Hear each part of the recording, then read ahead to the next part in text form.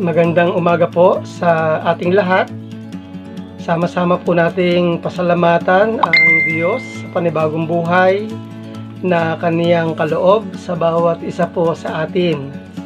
Narito po tayo muli sa ating Grab Food for the Soul, our daily dose for the nourishment of our soul.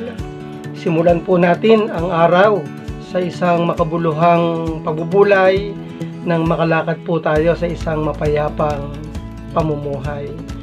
Ang ating pong pag-aaralang sa umagang ito ay mayroong pamagat na Ministry of Encouragement. Ang ating pong teksto na ating pong pagbabatayan ay mula po sa unang Tesalonica, Kabanatang 5, talatang 11, at ganito po ang ating matutunghayan. Dahil dito, palakasin ninyo ang loob ng bawat isa at magtulungan kayo tulad ng ginagawa ninyo ngayon. Basbasan at pagpalain ng Panginoon ang bahagi ng kaniyang mga banal na salita na ating pong tinunghayan binasa.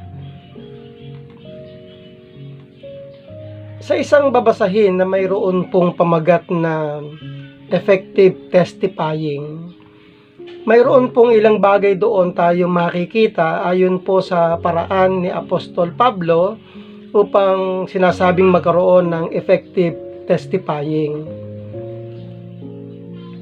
Ang sabi, upang maging epektibo ang ating pong pagsasalita, ang ating pagsaksi o pag-witness, ay gamitin po daw natin ang mga pamamaraang ginamit ni Apostol Pablo.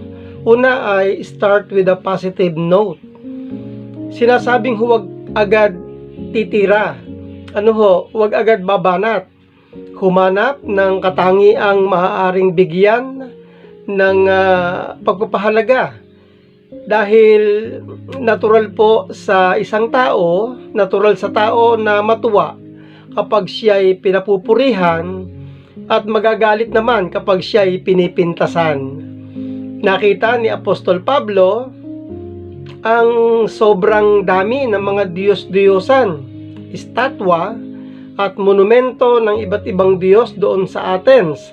At makikita po natin yan doon sa Gawa chapter 17. Pwede niyang sabihin agad, pwede niyang sabihin kaagad sa mga ito na sumpain kayong mga sumasamba sa mga Diyos-Diyosan.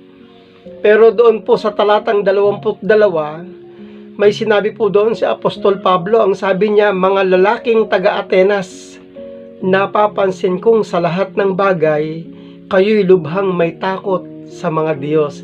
Napakaganda po, start with a positive note. Yun po ang ginawa ni Apostol Pablo. Pangalawa ay focus on the concrete rather than the abstract. Talakayin, pag-usapan ang mga bagay na nakikita. Pag-usapan at talakayin ang mga bagay na nahahawakan, yung pong mga naaamoy o kaya ay nalalasahan. Bagamat ang pananampalataya ay umaakay sa bawat isa sa atin na itanaw, itanaw ang ating paningin doon sa kaluwalhatian, hindi nito inaalis ang ating mga paa sa pagkakatungtong sa lupa. Pangatlo ay establish common ground. Talk about things that unite rather than divide.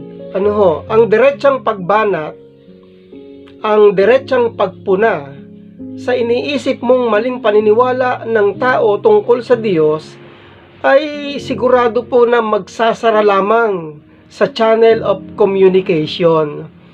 Tandaan po natin, remember this, you cannot argue people to God, you can only bring them to God through loving words and acts of kindness. Sa pagpapaliwanag po ni Apostol Pablo, ay binigyang pansin niya ang mga bagay na kapwa nila pinaniniwalaan tungkol po sa Diyos. Ang pang-apat, confront the audience with Jesus. Binabago ni Pablo ang pamamaraan ng kanyang pangangaral at pagbabahagi ng ebanghelyo, ngunit iisa lamang po ang kanyang mensahe. Ang kanyang mensahe, si Jesus, ang kanyang resurreksyon, at ang muli niyang pagbabalik upang hatulan ang sanlibutan. Yan po yung makikita po natin doon sa effective testifying na may kinlalaman po sa ating pong pag-aaral ngayong umaga, yung pong tinatawag na ministry of encouragement. Ang tanong ay, sino ba ang dapat nating palakasin ang loob? Sino ba ang dapat nating pasiglahin sa nangihinang kalooban? Una, ang sabi, ang masisipag at tapat na mga leader. Ang masisipag at tapat na mga leader, na isa po yan doon sa mga dapat palakasin ang loob. Kapag ang isang leader ay masipag, tapat sa kaniyang tungkulin, at ang leader na ito ay ginagawa ang lahat hindi para sa kaniyang kapurihan, kung hindi para sa kapurihan ng Diyos. Itong leader na ito ay nararapat sa ating mga respeto at paggalang. That leader deserves all our respect, even our love to the outmost. Ang pinakamataas na katunayan ng paggalang sa leader ay ang pagsunod po sa kaniyang mga tagubilin, ang pagsunod po sa kaniyang mga pangangaral.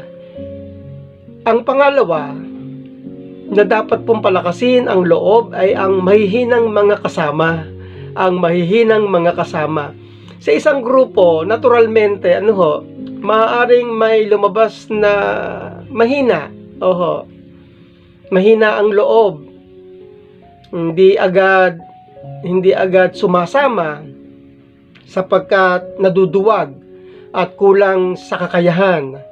Sa halip na baliwalain ang tagubilin ni Apostol Pablo ay tulungan sila.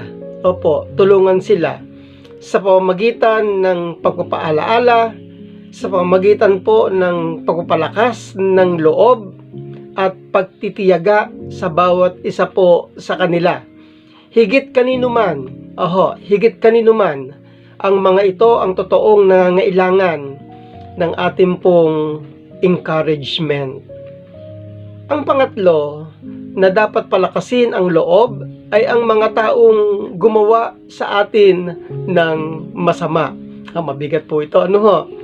Sa halip po na atin silang maging kaaway, ay ang sabi dito ay ang dapat kasama sila sa dapat palakasin ang loob ang mga taong gumawa sa atin ng masama.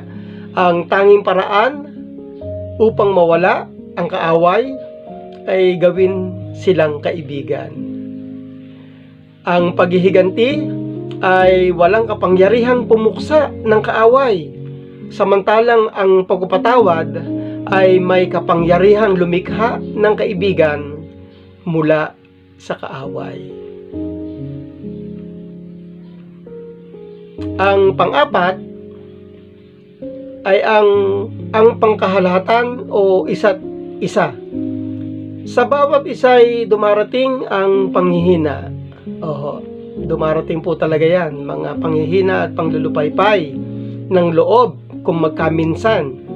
Kaya't maging tagapagdala tayo ng lakas ng loob at maghatid ng kagalakan sa mga sumusunod na pamamaraan. Laging maging masaya. Laging maging masaya. Laging manalangin ng panalangin ng pagpapasalamat.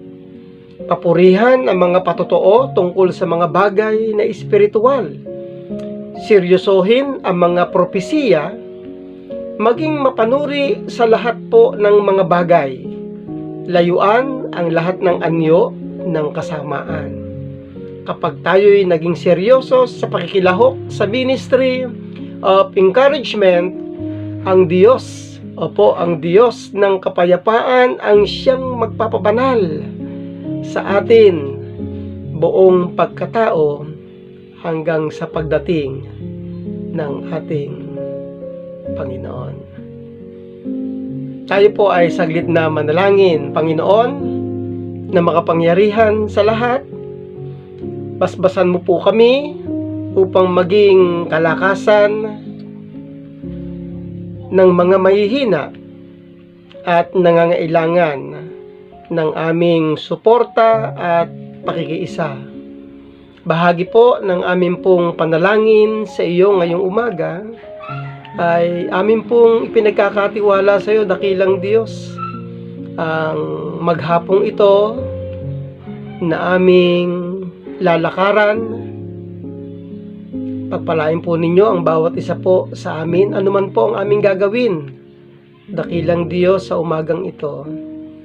Kung ito man po ay may kinlalaman sa aming paghahanap buhay, kung ito man po ay may kinlalaman sa mga pag-aaral ng aming mga mahal na estudyante at mag-aaral, at iba pa na amin pong mga gagawin sa araw na ito, ang amin pong dalangin sa iyo, dakilang Diyos, ito po ay inyong pong basbasan, inyo po itong pagpalain. Salamat po ng marami sa inyo pong mga salita na amin pong tinunghayan at pinagbulay-bulayan sa umagang ito. Purihin po kayo, dakilang Diyos. Ito po ang aming dalangin na may pagtitiwala at pagpapasalamat. Alang-alang sa tanging pangalan ni Jesus. Amen. Purihin po ang Panginoon. Salamat po sa inyo mga kapatid, sa inyo pong pakikinig, sa ating pong pagbubulay-bulay. Friendly reminders po sa bawat isa po sa atin. Be Christ-like in our workplace today. To God be the glory. Hanggang sa muli po nating pagbubulay.